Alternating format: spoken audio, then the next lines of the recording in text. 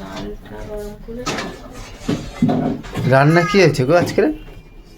রান্না এই যে পৌষ পৌষ মাস চলে গেছে, শীতকালও চলে গেছে। এখন আমি তোমার জন্য পিঠে বানিয়েছি। বাহ, পিঠে পিঠে বানিয়েছি ঠিক আছে, দুধ এতটাই অল্প, জলের মতন।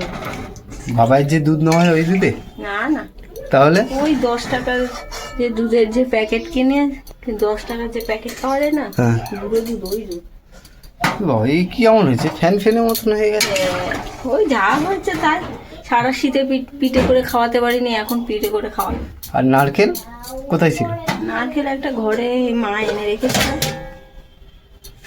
আর এমনি রান্না কি হয়েছে? রান্না কিছু না, আজকে বৃহস্পতিবার, ডাল আর কিছু না?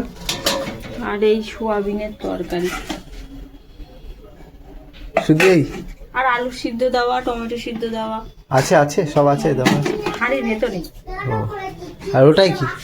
এটা চচ্চড়ি। ও, দাও একটু পিঠে দাও খাই। ভাত খাবে কখন? খেয়ে নিয়ে ভাত খাও। তো চলো ঘরে চলো। চলো আসো।